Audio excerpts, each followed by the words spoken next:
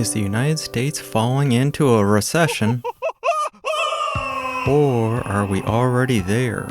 Welcome to Riches Revealed, revealing how to improve your finances and lead a richer life.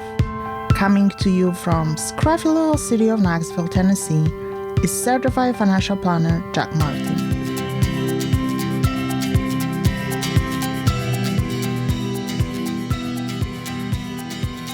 So are we in a recession? Are we headed for a recession? Should you care one way or another? I think the answer to all three of those questions is the same, which is maybe. So let me start off our episode with a definition. Oh my God. Yeah, I know. I never liked it when my teachers would start off with Oh my God. with a definition either. It seemed like the most boring possible way to start off a discussion with a definition. Seems to me I've heard that expression, oh my God, somewhere else before. What did it sound like? Oh my God. More like that, but with perhaps not quite so much of an English accent, Oh my God. but definitely that tone, right? So let's get into the definition and then we'll move past that. And the definition that I'm going to give you is from a group that's pretty important. And their definition of a recession is a significant decline in economic activity spread across the economy, lasting more than a few months, normally visible in real GDP, real income, employment, industrial production, and wholesale retail sales.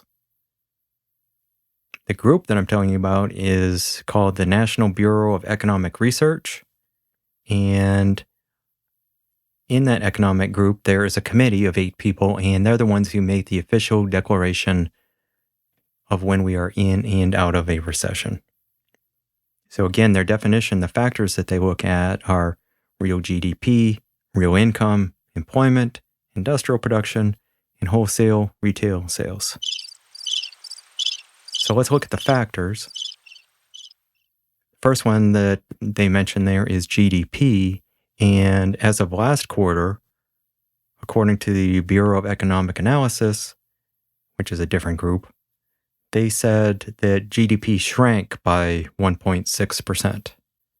And when looking at the most current numbers that I can find, as of today, July 19th, 2022, if you look at the Federal Reserve's GDP Now site, what they do on that site is they make estimates of what they expect the GDP of the quarter will be that they're going to be reporting on. And right now, they are estimating that the quarter of April, May, and June, the second quarter, will also come in at negative 1.6%. When I looked at it last week, they were estimating negative 1.9%. So that site's kind of unique because they do keep updating it weekly with their estimate. So that would be 2 quarters in a row of negative GDP growth if that holds true. And by the common definition that you see in the media of what is a recession, that definition would be met because in the media, they tend to use the definition of negative growth in 2 consecutive quarters of GDP. So by that definition, we'd already be there if that holds true. Other factors that the group looks at, the National Bureau of Economic Research, they also look at real income. And by that, when they say real income, they mean income with inflation factored in. And that would also be a negative because of the fact that your wages are not keeping up with inflation, just as we discussed in the last episode. In fact, the most recent numbers that came out after our most recent episode was that the inflation number is running even hotter. And the most recent inflation number is 9.1%. And I feel confident in saying that probably none of you listening have actually received a 9.1% or better pay raise so far this year. So that's another one that's also a negative. Employment is a factor that they look at, and that one still remains strong. People are not having trouble finding a job. It might not be a job that's keeping up with inflation, but they are generally not having trouble finding a job of some sort. Industrial production is another factor they look at, and industrial production still looks good. The numbers that I saw for the second quarter are running at 6.1%. So that one is not looking bad. And wholesale retail sales, when I look at the numbers there, those numbers are looking flat at the moment. So definitely mixed numbers that we're seeing. So not all the numbers indicate, according to their criteria, a recession. Now, the committee does say also that they place particular emphasis on personal income in real terms and employment. So again, those are a mix as well, one being positive and one being negative. One thing we probably want to discuss for a moment is GDP. What is it? So GDP stands for Gross Domestic Product, and I guess I will give you another definition. Oh my God. Sorry about that, but the Bureau of Economic Analysis describes it as such. The value of goods and services produced in the United States is U.S. GDP. So what goes into GDP? What are the actual factors? So the factors that go into it are personal consumption expenditures. In other words, how much money you're out there actually spending. Business investments, government spending, and net imports versus exports. Sorry about that, but I just thought it was important for everybody to, have a basic grounding of, what the factors are that we're looking at. Now, one of the things that I mentioned to you is that there are different ways of looking at what is a recession. The Bureau of Economic Analysis, when they talk about the way the Bureau of Economic Research decides on the recession, they say the following. They say the consideration by the NBER of the monthly indicators, especially employment, means that the identification of a recession with 2 consecutive quarters of GDP growth does not always hold, is what I was saying to you. You may see one group saying we're in a recession, another group says we're not. In effect, of course, we're already seeing that because in the political world, declaring a recession is a pretty big deal. So the Biden administration does not want to say that we're in a recession. They don't want to be tagged with being responsible for that. The conservatives, of course, are saying we're in a recession. They want to pin that on the Biden administration. So in the political world, it's pretty important one way or another what we call it. Now, I'm going to give you some additional factors that I think are important to you. One is the fact that we have an inverted yield curve as of July 19th, and the numbers that I was looking at. An inverted yield curve is an anomaly. Normally, you see short-term interest rates are lower than long-term interest rates. So if you are lending out money or you are buying a bond, you would expect that if you buy a 2-year bond, you would get a lower interest rate than you would if you bought a 10-year bond. That's not the case right now. So right now, a 2-year federal bond, a treasury, is yielding 3.2%. The 10-year is yielding 3%. Think of it if you were a banker, for instance. And imagine if you, as a banker, you borrow short-term and you lend long-term. Well, these numbers are backwards. By these numbers, you would be borrowing at 3.2% and lending it out at 3%. That doesn't seem like a good way to do business. So that's not a number that is good. And historically, an inverted yield curve has presaged a recession. The stock market is also showing signs of stress and indicating a recession, certainly some sort of a slowdown. The S&P 500 is down 17% since the start of the year. And that first half of the year was the largest percentage loss since 1970. I know, it's not good. But one thing to bear in mind is that when we talk about a recession, we're not talking about the stock market. We are talking about the economy. The stock market has its own terms for downturns, and the most common one being a correction, which means that it's 10% off the highs. And the other term you'll hear is bear market, which means off by 20% and lasting, more than a couple months.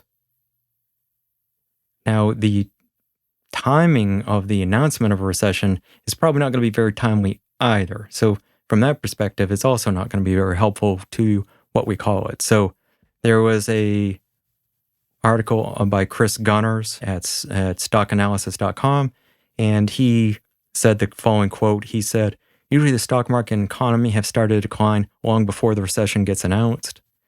Conversely, they are also well on their way to recovery when the NBER calls the end of the recession. The official announcements by the NBER have historically lagged behind the beginnings and ends of recessions by 6 to 21 months. I can tell you that I've literally seen times where you will finally get the announcement and we already have turned the corner and we're already out of the recession." Now, the Federal Reserve is going to crush inflation. And one of the things that, I have probably already mentioned to you and that I've learned over the years is that you don't get in the way of the Fed. The most recent number, as I told you, for inflation is running at 9.1% on the Consumer Price Index. And the Federal Reserve is going to continue to raise interest rates to try and bring down the demand side of the factor that I told you is so significant in inflation.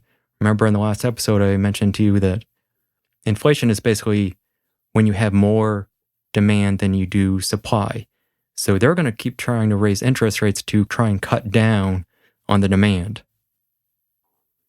So in March of 2022, we were basically at 0%. Since then, they raised by 0.25% in March. They raised by 0.5% in May. They raised by 0.75% in June. So you can probably see the pattern there. They're increasingly, not only are they just adding on to prior rate increases, they're accelerating. So the next increase may be either another 0.75% or some are projecting a 1% increase. In the end, I don't think it matters what we call it. We are seeing a downturn in some aspects of the economy, and I would expect to continue to see much of that going forward as the Federal Reserve continues to dose the patient with the dreaded medicine of higher interest rates in order to combat the symptoms that they see in the economy of the higher inflation rates. And business cycles being the way they are, business cycles run in terms of years. So I think we'd be doing well if we see signs of improvement either in the economy or inflation within, say, the 6-month mark. I know that isn't probably the news that a lot of people want to hear, but it may or may not affect you. So if you're not looking for a job, for instance, and unemployment numbers start to increase, you may not see it. The inflation is likely to affect you. You're going to need to be kind of stay on top of that with your employer or be willing to switch employers to try and stay ahead of the inflation. But for a lot of you, this may be a kind of an abstract discussion. And so for many of you, it may not matter that much. But if you are affected, it's going to seem very real. I can tell you that for me, it has already happened. I've already been affected. I thought that I was going to have a position with one of the largest financial firms in the world. And I'd already gone through 2 job interviews. Everything was looking very good. And the recruiter got in touch with me and said that they had reprioritized the position.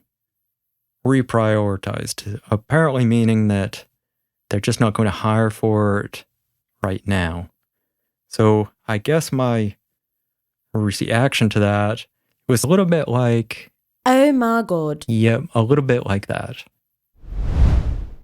One of the things that I've emphasized since I started this show is that the show is supposed to be about more than just financial success.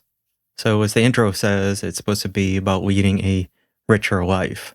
And one of the things that I've been thinking about lately is what exactly constitutes success. And I'm going to take you back to something in pop culture. So it's an old movie at this point, but it's a good one. And the movie is called Rocky. And as I'm sure virtually all of you know, Rocky was a fighter who, through strange circumstances, wound up being somebody who went up against the world champion. And for me, the thing that made it a great movie was not the fighting and stuff like that, although, I mean, it was all interesting. But for me, what was moving about the movie and what I think made it a great movie was that Rocky defined what was success for him. The outside world might say that you're only successful if you win the bout, in this case. You're only successful by their standards. If you remember the movie, he talks to Adrian and he says, I just want to go the distance. He said what was successful for him. So he achieved that even at the end of the fight, when they're announcing that he's lost, that the other man is still champion, and Rocky is all beat up, can't see anything. They announce that he's not the winner. He is triumphant. And we all loved him for that. He was triumphant because he said, these are the terms on which I am a success. I determine what's successful. We loved him for that because we related to him. We understood what was success to him. Some people would say, you are being a defeatist. You should have not had that mindset. You are entitled in your life to determine what is success for you. Don't ever forget that, please.